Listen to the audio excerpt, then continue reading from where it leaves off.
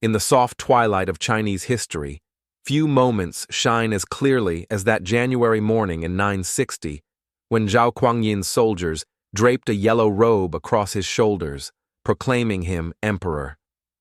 This quiet ceremony at Chenqiao, far from the grand palaces of previous dynasties, marked the beginning of the Song Dynasty, though Zhao Kuangyin, now Emperor Taizu, would spend the next 16 years carefully weaving together the fragmented realm he had inherited. Picture the landscape of 10th century China, a patchwork of kingdoms and territories, each ruled by military strongmen who had carved out their domains from the ruins of the Tang dynasty. These warlords commanded fierce loyalty from their troops, but little legitimacy among the scholar officials who traditionally administered Chinese government. Into this fractured world stepped Taizu, a general who understood that lasting power came not from the sword alone, but from the patient work of building institutions that could outlast any single ruler. Taizu's approach to unification was revolutionary in its restraint. Rather than launching costly campaigns of conquest, he employed what became known as the cup of wine strategy. Legend tells us that he invited his fellow generals to a banquet where, over wine and gentle conversation, he convinced them to retire peacefully in exchange for generous pensions and honors. Whether this particular story is literal truth or symbolic representation, it captures perfectly Taizu's preference for persuasion over force, negotiation over conquest. As you drift deeper into rest, imagine the methodical way Taizu rebuilt Chinese administration. He established a system of civil service examinations that would endure for nearly 1,000 years, opening government positions to men of talent regardless of their birth. In quiet examination halls across the empire, candidates bent over their papers, writing essays on classical texts and contemporary problems, knowing that success could elevate them from humble origins to the highest levels of government service. The emperor's palace in Kaifeng reflected this new philosophy of governance. Rather than the isolated grandeur of previous dynasties, Taizu's court was relatively accessible, filled with scholars and administrators who had earned their positions through merit rather than birth. The palace workshops hummed with activity as craftsmen and inventors pursued improvements in everything from agricultural tools to military equipment, always under the watchful eye of officials who understood that technological advancement served the dynasty's long-term interests.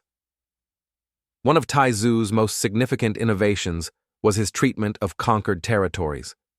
Instead of ruling through fear and military occupation, he gradually absorbed rival kingdoms through a combination of economic incentives, political marriages, and careful attention to local customs and concerns.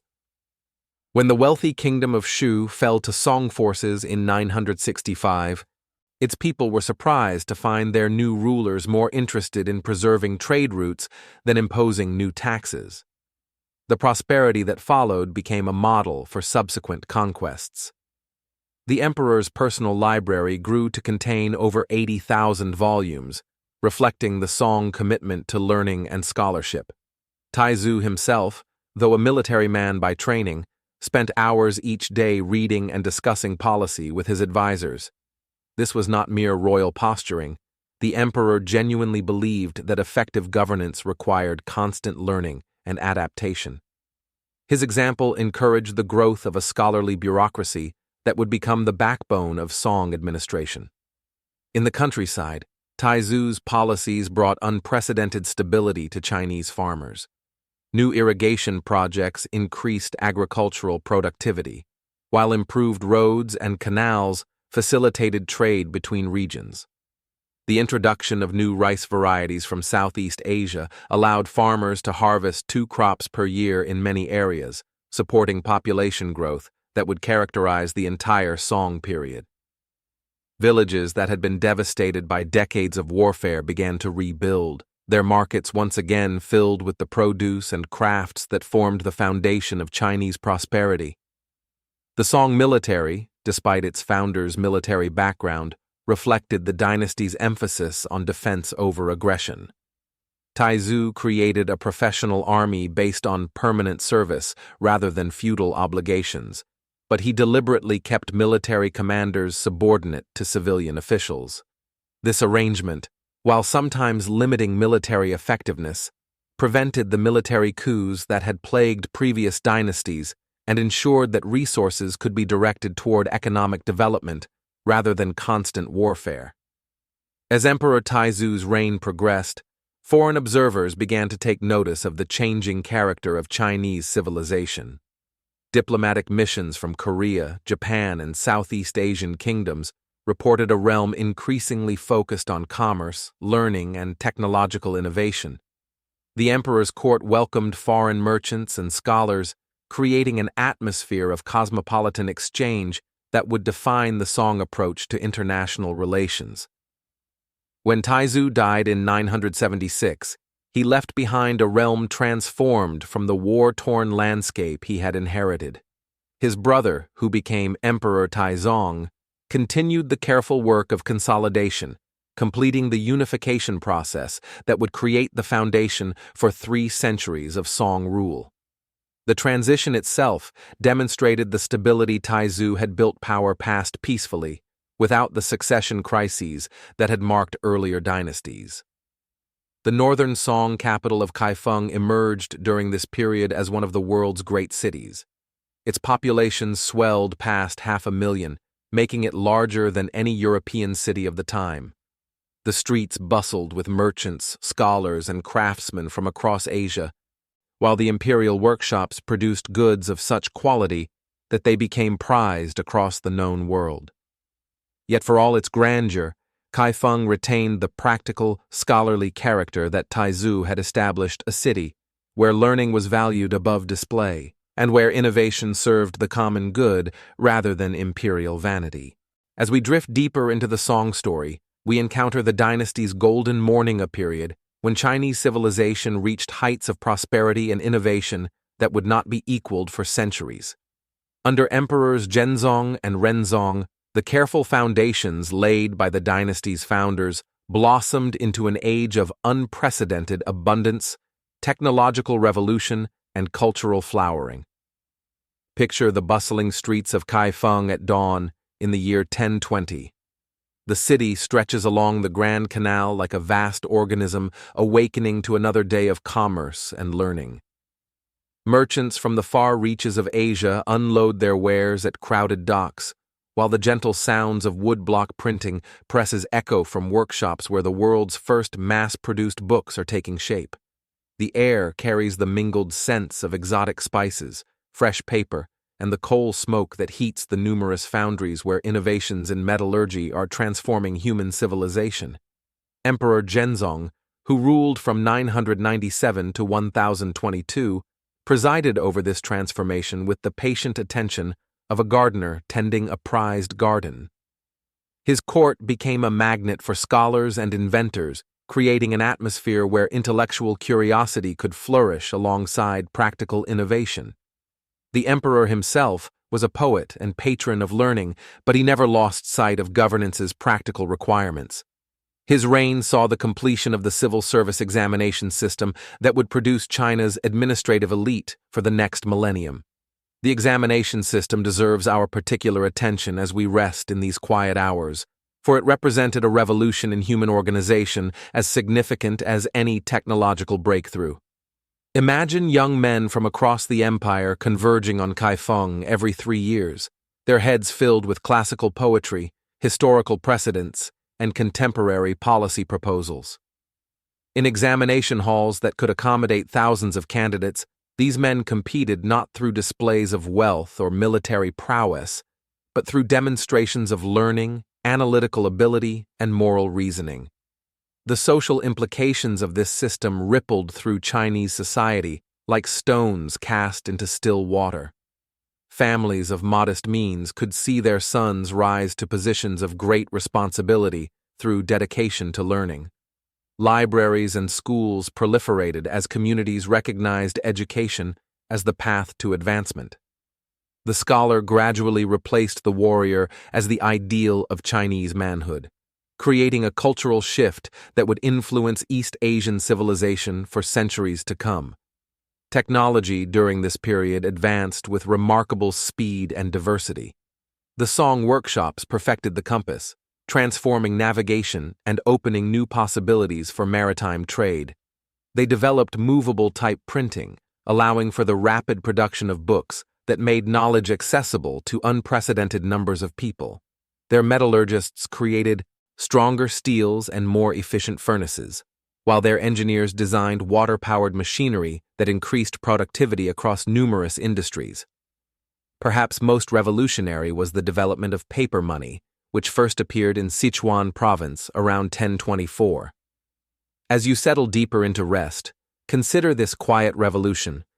Merchants no longer needed to transport heavy strings of coins across vast distances.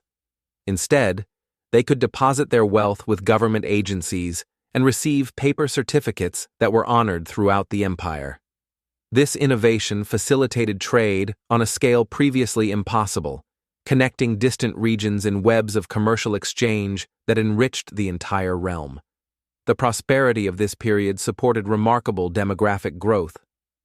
China's population, which had stood at perhaps 50 million at the dynasty's founding, approached 100 million by the mid-11th century.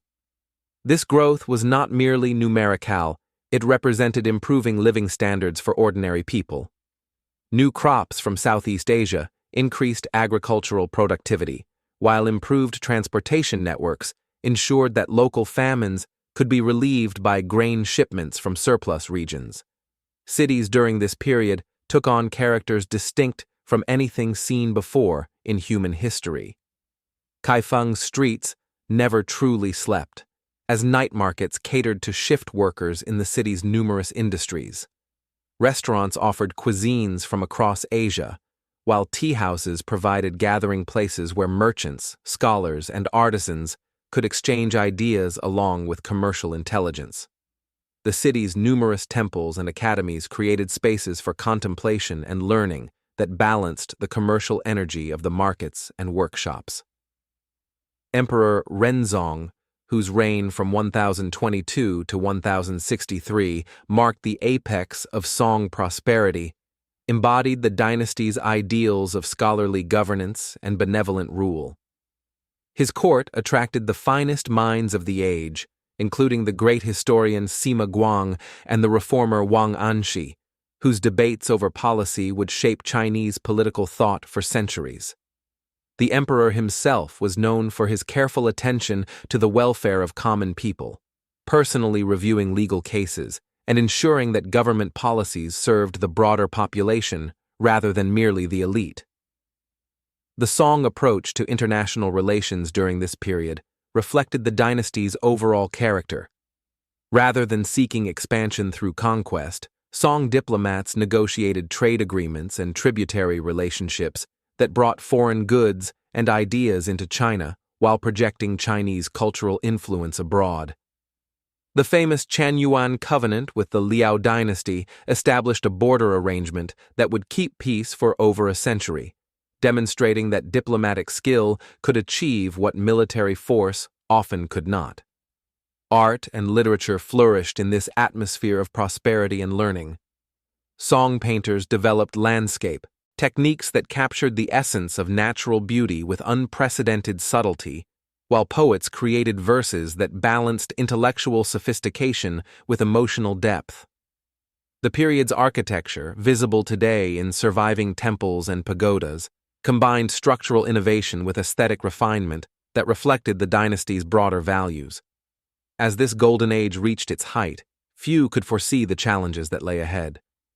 The very prosperity that defined the Northern Song period created new complexities, a growing bureaucracy that consumed increasing resources, military expenses that strained the imperial treasury, and social changes that challenged traditional relationships between rulers and ruled.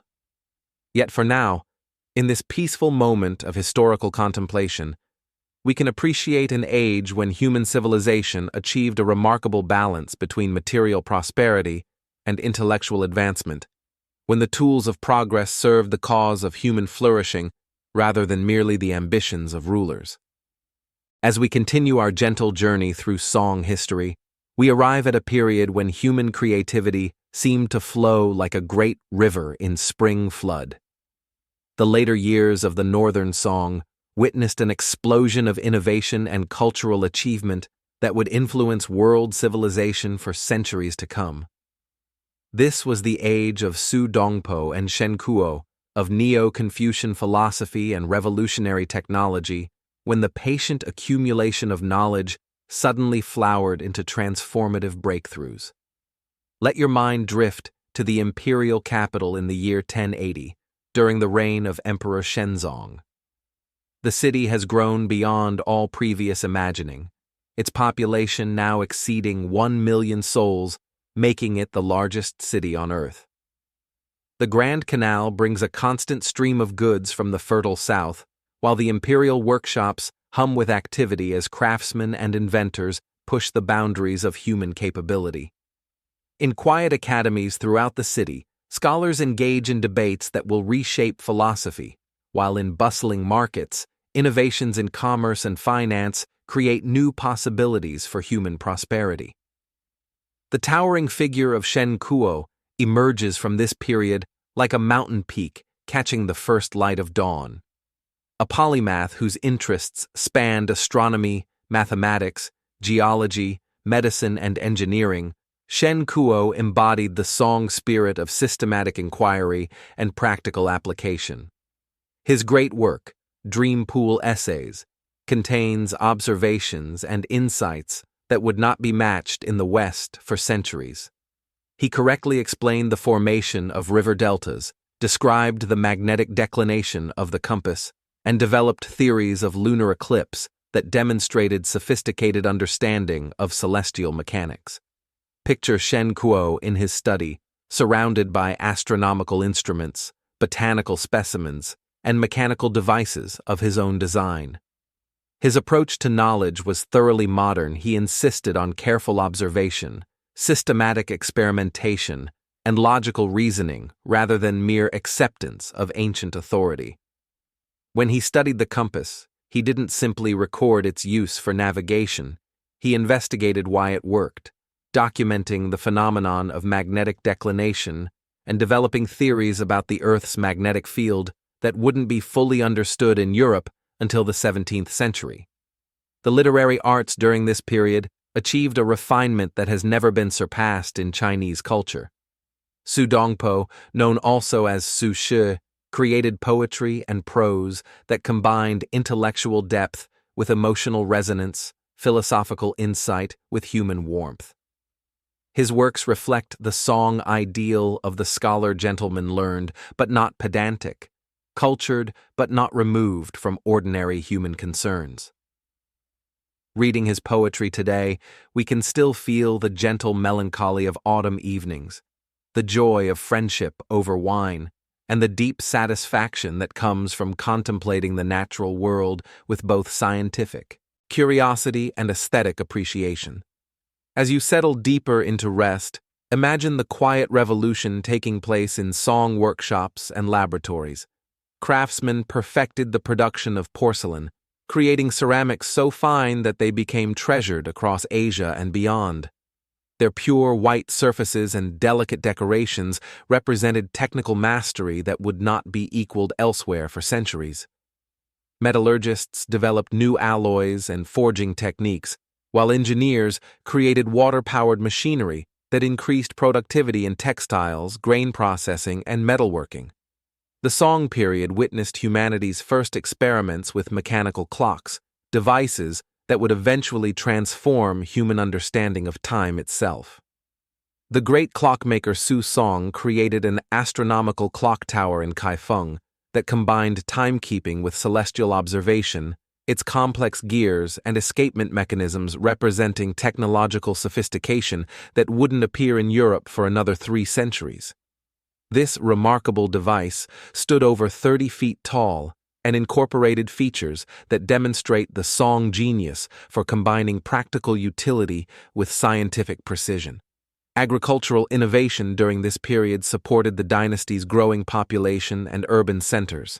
New strains of rice developed in Song laboratories allowed farmers to grow crops in previously unsuitable conditions, while improved plowing techniques and irrigation systems increased yields across the empire. The government established agricultural schools where farmers could learn the latest techniques, creating a systematic approach to agricultural improvement that served as a model for later civilizations. The development of printing during this period deserves special attention as we drift through these peaceful hours. Song printers perfected movable type, allowing for the rapid production of books that made knowledge accessible to unprecedented numbers of people.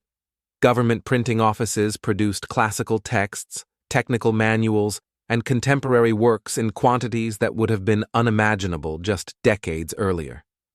Private publishers emerged to serve growing markets for literature, philosophy, and practical guides, creating the world's first mass media industry. Neo-Confucian philosophy, which emerged during this period, represented a systematic attempt to address the fundamental questions of human existence using both classical Chinese wisdom and contemporary insights. Thinkers like Zhou Dunyi and Cheng Hao developed sophisticated theories about the nature of reality, the relationship between individual and cosmos, and the proper conduct of human life. Their work created intellectual frameworks that would influence East Asian thought for centuries, demonstrating the Song genius for synthesis and systematic thinking. The Song military, despite the dynasty's generally peaceful orientation, produced innovations that would transform warfare worldwide. Chinese engineers perfected gunpowder weapons, developing cannons, grenades, and flamethrowers that gave Song forces significant advantages over traditional armies. Yet these weapons were employed primarily for defense, reflecting the dynasty's broader commitment to using technological advancement for protection rather than conquest. Trade during this period reached unprecedented scales and sophistication. Song merchants established networks that connected China with Southeast Asia, India, and the Middle East, exchanging not only goods but ideas, technologies, and cultural practices. The government's paper money system facilitated commerce on scales that would not be seen again until the modern era, while standardized weights and measures created the infrastructure necessary for large-scale commercial transactions. As this remarkable period drew toward its close, the achievements of Song civilization had created a foundation for continued prosperity and innovation. Yet external pressures were mounting as northern neighbors grew increasingly powerful and aggressive. The very success of Song civilization, its wealth, its technological sophistication, its cultural achievements made it an attractive target for less prosperous but more militaristic societies. Still, the innovations and ideas developed during these decades would outlast the dynasty itself, spreading across the world to influence human civilization for centuries to come. As we drift further into the Song story, we encounter one of history's most remarkable examples of resilience and adaptation. In 1127, the northern Jin dynasty invaded and captured Kaifeng, forcing the Song court to flee south across the Yangtze River. This catastrophe, which might have ended a lesser civilization, instead marked the beginning of a new chapter in Chinese achievement. The Southern Song period demonstrated that true strength lies not in rigid resistance to change, but in the ability to adapt, innovate, and find new paths to prosperity, even in the face of devastating loss. Picture the Great Migration that followed the fall of Kaifeng, not a panicked flight, but an organized relocation of an entire civilization. Millions of refugees streamed south, carrying with them not only their personal possessions, but the accumulated knowledge and skills of centuries. Government officials carefully transported the imperial archives, while scholars ensured that libraries and educational institutions could be re-established in their new homes. Craftsmen brought their tools and techniques, merchants their commercial networks, and farmers their understanding of agricultural innovation. What might have been a civilization's end became instead its rebirth in new surroundings. The new Song capital of Hangzhou, established on the shores of West Lake, quickly grew into one of the world's most magnificent cities. Marco Polo, who would visit the city in the following century, would describe it as the finest and most splendid city in the world, home to over 1 million people, million inhabitants living in prosperity that exceeded anything he had witnessed in Europe. The city's location at the southern terminus of the Grand Canal made it a natural center for trade, while its setting among hills and waterways provided both beauty and strategic advantages. As you settle deeper into rest, imagine the remarkable transformation of Hangzhou from a regional city into the center of world civilization. The refugee scholars and officials who arrived from the north brought with them sophisticated administrative systems that were quickly adapted to southern conditions. New academies and libraries were established, while the printing industry expanded to serve growing demand for books and documents.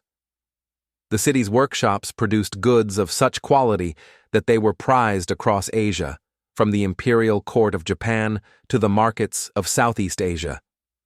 Emperor Gaozong, who presided over this transition, embodied the Song talent for turning adversity into opportunity. Rather than dwelling on the territories lost to northern invaders, he focused on developing the resources and potential of the South. His court attracted scholars and artists who created new syntheses of traditional culture and contemporary innovation. The emperor himself was a skilled calligrapher and patron of the arts, setting a tone of cultural refinement that would characterize the Southern Song period. The economic transformation of the South during this period represents one of history's great achievements in regional development. The Yangtze River Valley, already prosperous under the Northern Song, became even more productive as displaced populations brought new techniques and energy to agricultural and commercial development. New strains of rice allowed multiple harvests per year, while innovative irrigation systems brought previously marginal lands into cultivation. The result was agricultural productivity that could support not only the local population but extensive trade networks reaching across the known world. Maritime trade flourished as never before during the Southern Song period. The government actively encouraged overseas commerce, establishing maritime trade offices in major ports and providing security for merchant vessels. Chinese ships, equipped with the magnetic compass and other navigational innovations, traveled regularly to Southeast Asia, India, and even the eastern coast of Africa.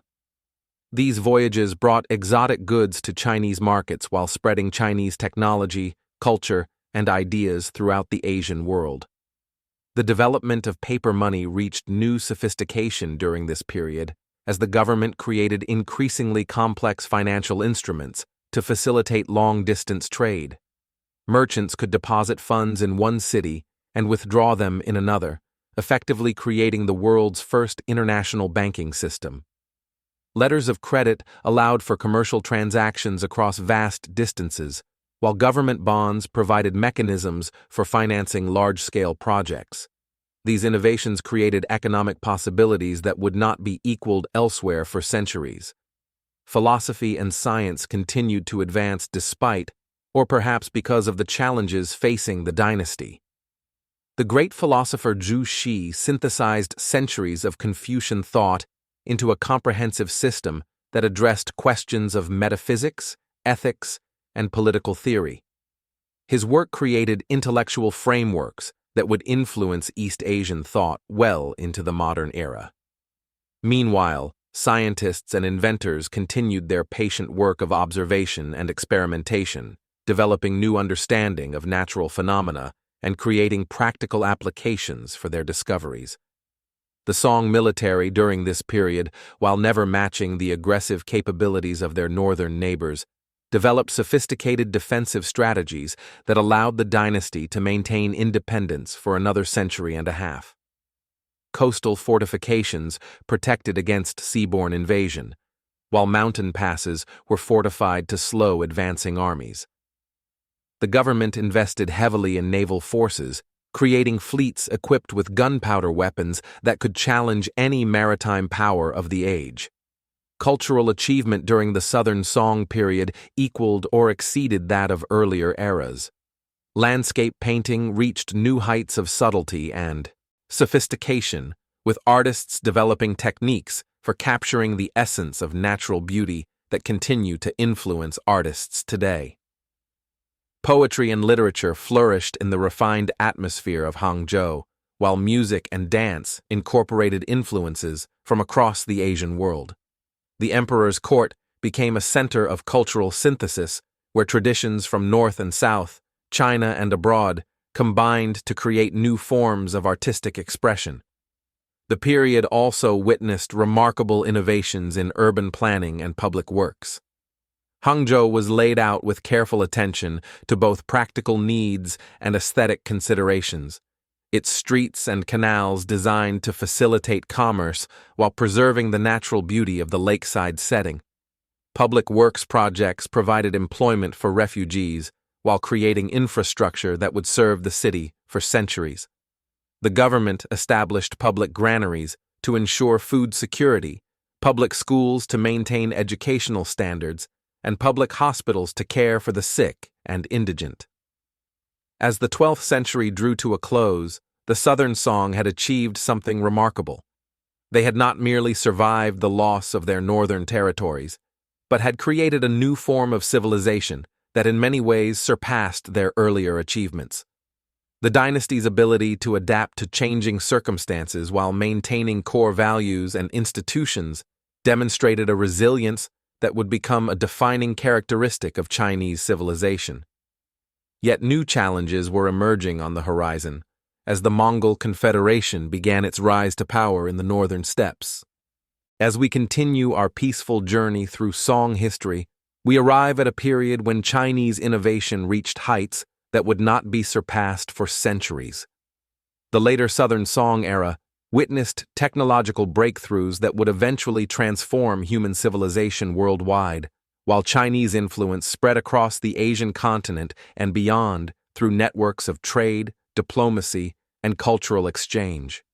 This was an age when the patient accumulation of knowledge suddenly flowered into revolutionary applications that changed forever how humans lived, worked, and understood their world. Rest your mind as we drift to Hangzhou in the year 1230, now recognized across Asia as the greatest city on Earth. The population has swelled to nearly 2 million inhabitants, making it larger than London and Paris combined would be centuries later. The harbor bustles with ships from across the known world-sleek Chinese junks bound for Southeast Asia, Arab dhows carrying precious goods from the Indian Ocean, and Korean vessels loaded with tribute and trade goods. The sound of hammers rings from countless workshops where craftsmen push the boundaries of human capability, while the gentle rhythm of printing presses creates books and documents that spread knowledge faster than ever before in human history. The technological achievements of this period read like a catalog of human ingenuity. Song engineers perfected the production of cast iron and steel, creating materials of such quality that their techniques would not be matched elsewhere for centuries. Their blast furnaces, powered by water-driven bellows, produced iron in quantities that supported not only military needs but an expanding array of civilian applications. Agricultural tools, construction materials, and household implements all benefited from these metallurgical advances, improving the quality of life for millions of people.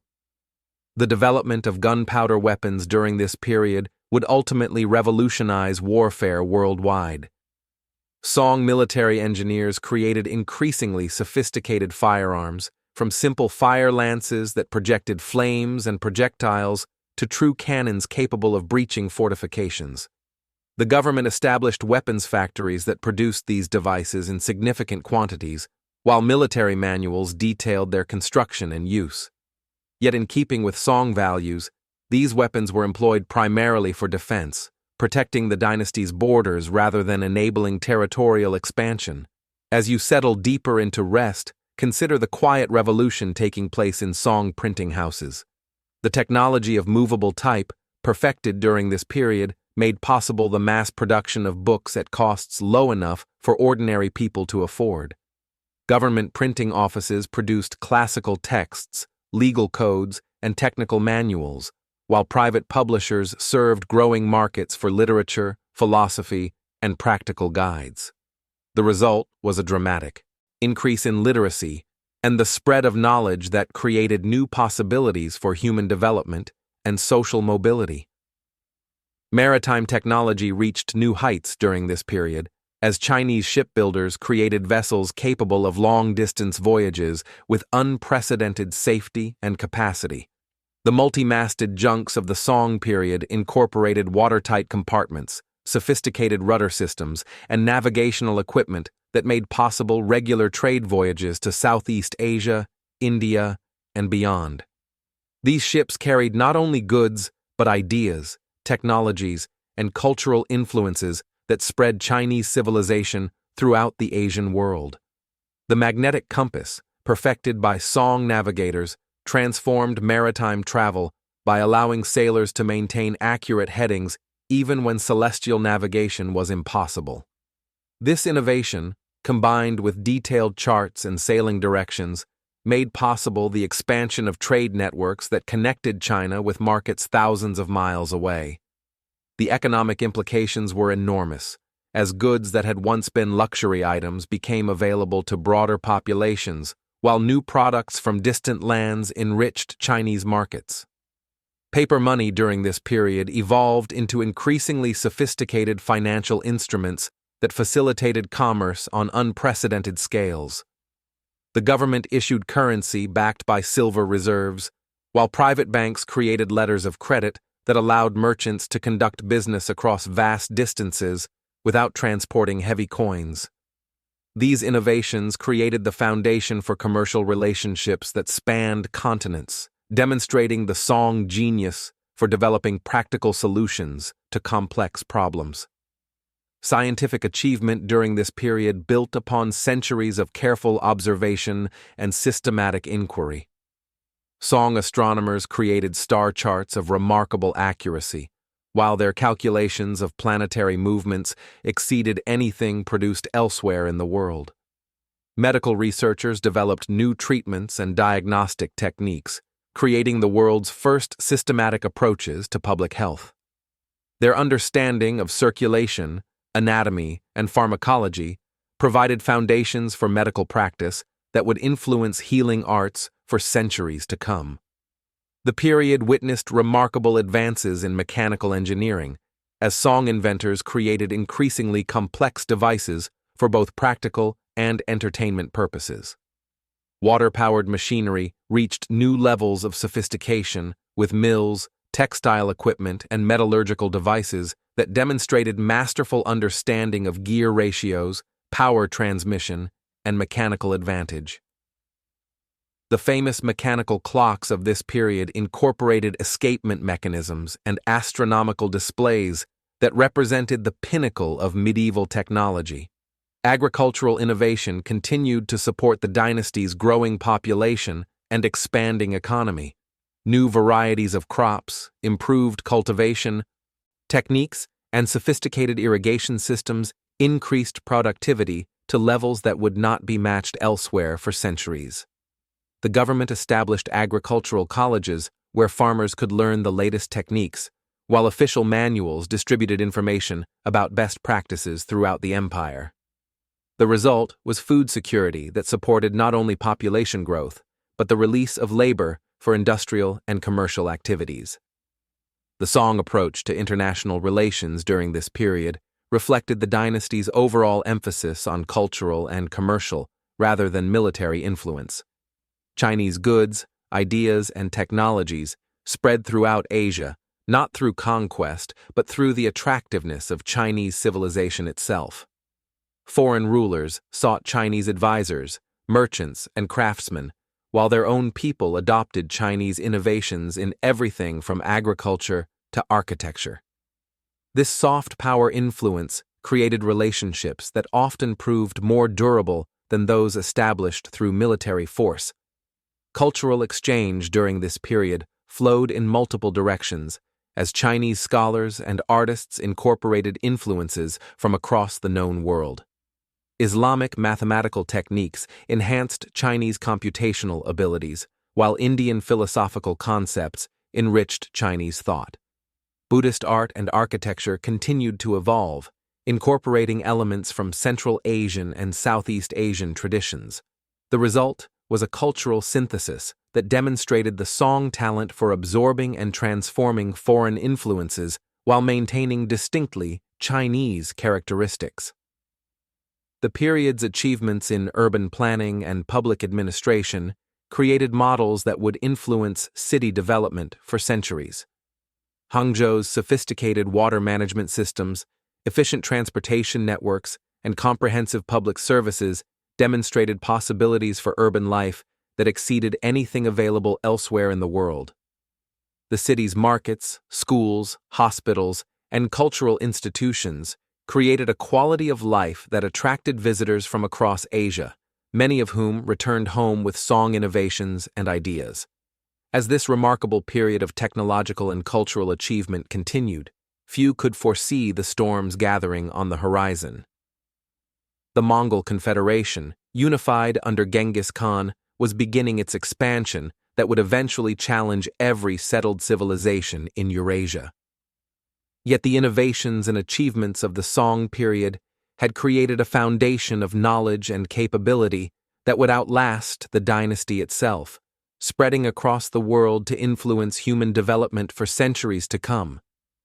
As we approach the gentle conclusion of our journey through Song history, we arrive at a period of both ending and beginning, the final decades of the dynasty that witnessed not defeat but transformation, as the remarkable achievements of 3 centuries of Chinese innovation prepared to spread across the world through new channels and under new circumstances. The Mongol challenge that had loomed for decades finally materialized in the 1260s under Kublai Khan, grandson of the great Genghis Khan. Yet this was not the simple story of barbarism conquering civilization that superficial accounts might suggest. The Mongols who approached the Song territories had already absorbed much Chinese culture and administrative practice from their earlier conquests in the north. They came not as destroyers, but as would-be inheritors of the sophisticated civilization they had observed and admired. Picture the final Song emperor, the boy emperor Zhao Bing, as he held court in the temporary capitals that marked the dynasty's last years. Around him gathered the finest minds of Chinese civilization scholars who had preserved and advanced human knowledge for centuries, engineers whose innovations had transformed daily life for millions, and artists whose creations had captured the essence of natural beauty and human emotion. These men faced the approaching end of their dynasty with dignity and grace, knowing that their true achievements lay not in political power, but in the ideas and innovations they had given to the world. The siege of Xiangyang, which lasted from 1268 to 1273, represented the collision of 2 technological traditions. Song defenders employed every innovation their civilization had produced: gunpowder weapons, sophisticated fortifications, and engineering techniques that had been refined over centuries. The Mongol attackers, led by Chinese advisors who had joined their cause, used many of the same technologies, demonstrating how Song innovations had already begun to spread beyond their original boundaries. The siege's outcome was determined not by technological superiority, but by the practical advantages of unified command and unlimited resources. As you rest in these peaceful moments, consider the remarkable evacuation that followed the fall of Xiangyang. The Song court, rather than surrendering immediately, chose to continue resistance from coastal strongholds and island bases. This decision reflected the deep commitment to independence that had characterized the dynasty throughout its history, but it also demonstrated the practical wisdom of Song leadership, who understood that their civilization's true strength lay not in any particular territory, but in the knowledge and skills of its people. The final years of Song resistance, from 1273 to 1279, witnessed some of the most dramatic moments in Chinese history. The boy emperor and his court moved from fortress to fortress along the southern coast, always just ahead of pursuing Mongol forces. Yet even in these desperate circumstances, the machinery of Song civilization continued to function.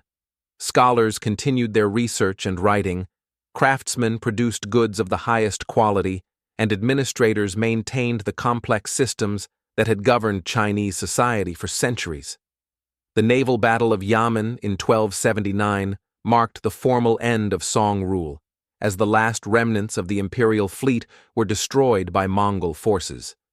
Legend tells us that the loyal minister Lu Xiufu, rather than see the young emperor captured, carried the boy into the sea, where both drowned. Yet this apparent ending was actually a transformation, as Song innovations, ideas, and personnel spread throughout the Mongol Empire and beyond, carrying Chinese civilization to new lands and new peoples. The Mongol Yuan dynasty that succeeded the Song was, in many ways, a continuation of Chinese civilization under new management. Kublai Khan and his successors relied heavily on former Song officials to administer their vast empire, while Song technologies and administrative practices became the foundation for Mongol rule across Eurasia. The printing press spread to Central Asia and eventually to Europe. Gunpowder weapons transformed military practice worldwide, and Chinese navigational techniques enabled the great age of exploration that would connect all human civilizations. The intellectual achievements of the Song period proved even more durable than its political institutions. Neo-Confucian philosophy, systematized by thinkers like Su Shi, became the dominant intellectual tradition not only in China but throughout East Asia. Song educational practices, with their emphasis on merit-based advancement and systematic study, influenced pedagogical approaches from Korea to Vietnam. The scientific method pioneered by Song researchers like Shen Kuo provided models for systematic inquiry that would eventually contribute to the scientific revolution in Europe. Song innovations in agriculture continued to support population growth and economic development long after the dynasty's fall. The new rice varieties developed in Song laboratories spread throughout Asia, enabling population increases that transformed entire regions. Irrigation techniques and farming practices pioneered during the Song period provided foundations for agricultural productivity that sustained civilizations for centuries. Even today, many of the crops and cultivation methods that feed billions of people can trace their origins to Song agricultural research. The commercial and financial innovations of the Song period created frameworks for economic activity that persist in modified form to the present day. Paper money, letters of credit, and banking practices developed during the Song era provided models for monetary systems that spread throughout Asia and eventually to Europe. The Song understanding of market economics, government regulation, and international trade influenced commercial practices across the civilized world. Urban planning and public administration, as developed in Song cities like Kaifeng and Hangzhou, established standards for city management that influenced urban development for centuries. The Song approach to public services, infrastructure development, and quality of life considerations created models that were copied throughout Asia and eventually influenced city planning practices worldwide. Modern visitors to cities like Suzhou and Hangzhou can still see the influence of Song urban design in their elegant combination of natural beauty and practical functionality. The artistic and cultural achievements of the Song period continued to inspire creators long after the dynasty's end. Song landscape painting techniques spread throughout East Asia, influencing artistic traditions from Japan to Vietnam. Poetry and literature from the Song period remained models of excellence for centuries, while Song innovations in music and performance arts enriched cultural life throughout the region. The Song ideal of the scholar gentleman, combining intellectual achievement with moral cultivation, became a standard for educated people throughout East Asian civilization. Perhaps most remarkably, the Song approach to governance emphasizing civilian control, merit-based appointments, and the careful balance of central authority with local autonomy provided models for political organization that influenced state development across Asia. While subsequent dynasties might modify particular practices, the fundamental Song insight that effective government required educated administrators working within systematic institutions remained a cornerstone of Chinese political thought. the technological legacy of the Song period proved most dramatic in its global impact. Gunpowder weapons, developed for defensive purposes by Song engineers, eventually transformed military practice worldwide and contributed to the rise of centralized nation-states in Europe. The printing press, perfected in Song workshops, enabled the spread of literacy and knowledge that would fuel intellectual revolutions across the globe.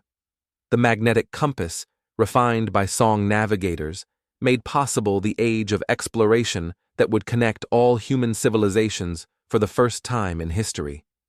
Song achievements in metallurgy, mechanical engineering, and industrial organization provided foundations for technological development that would eventually contribute to the Industrial Revolution. The Song understanding of mass production, quality control, and systematic innovation created precedents for industrial practices that would transform human civilization centuries later. Even today, many of the principles of technological development pioneered during the Song period remain relevant to modern innovation. The medical and scientific knowledge accumulated during the Song period continued to influence healing arts and natural philosophy long after the dynasty's end. Song medical texts were studied and copied throughout Asia, while their understanding of anatomy, circulation, and pharmacology provided foundations for medical practice that saved countless lives. Song achievements in astronomy, mathematics, and natural science contributed to the accumulation of human knowledge that would eventually enable the scientific revolution and the modern understanding of the natural world. As we conclude our gentle journey through Song history, we can appreciate a civilization that achieved greatness not through conquest or domination, but through the patient cultivation of human potential and the systematic pursuit of knowledge and innovation. The Song dynasty demonstrated that true strength lies not in military might, but in the ability to create, to learn, and to adapt.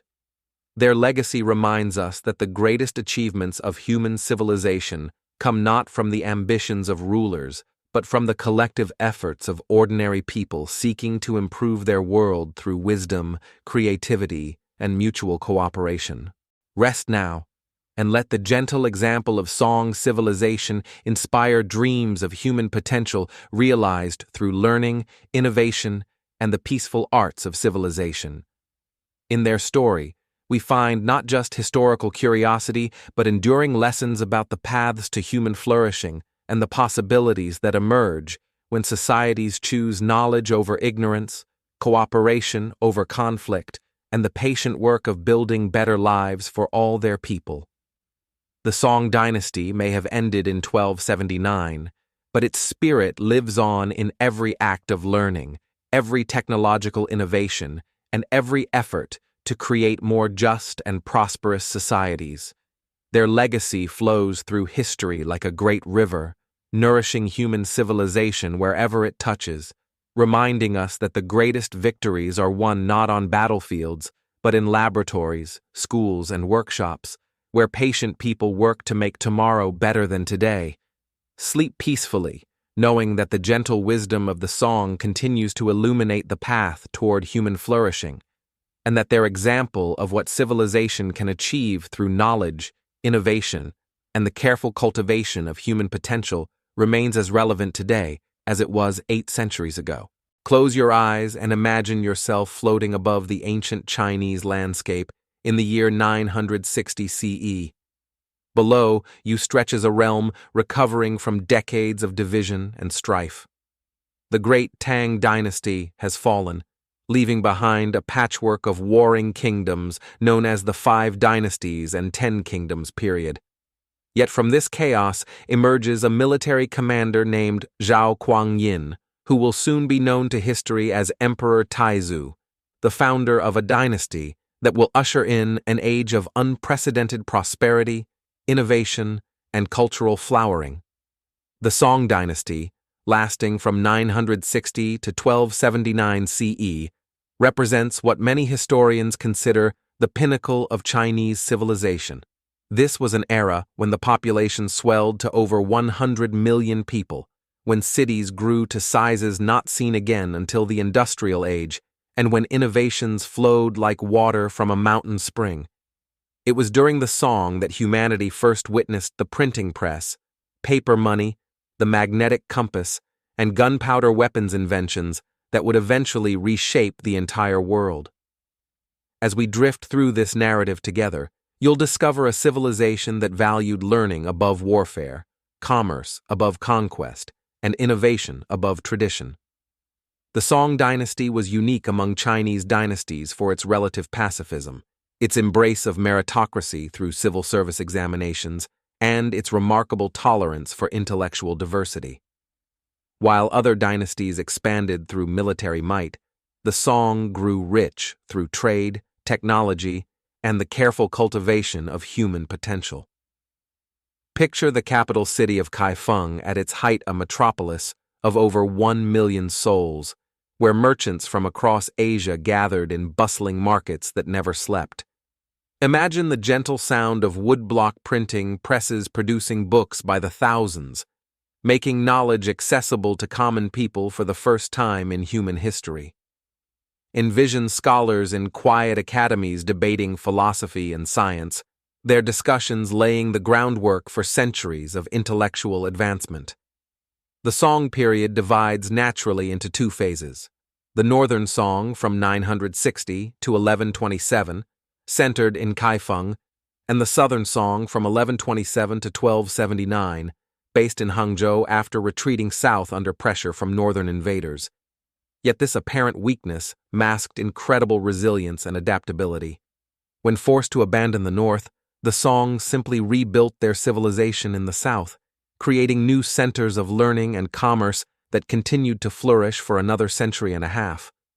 Tonight's journey will carry us through the rise of this remarkable dynasty, from Emperor Taizu's careful consolidation of power to the technological marvels that emerged from Song workshops and laboratories. We'll walk through the daily lives of farmers perfecting new strains of rice, merchants calculating profits with the world's first paper currency, and scholars whose philosophical insights continue to influence millions today. As you listen, allow the gentle rhythm of history to wash over you like waves upon a peaceful shore. The Song Dynasty's story is not one of dramatic battles or conquering heroes, but rather of quiet revolutions in thought, in technology, in the very fabric of human society. It is a story perfectly suited for contemplation in these quiet hours, as the innovations and ideas we'll explore emerged not from the noise of warfare, but from the patient work of countless individuals seeking to improve their world through knowledge and ingenuity. Rest now, and let us begin our exploration of this golden age when China led the world in learning, technology, and the arts of peace.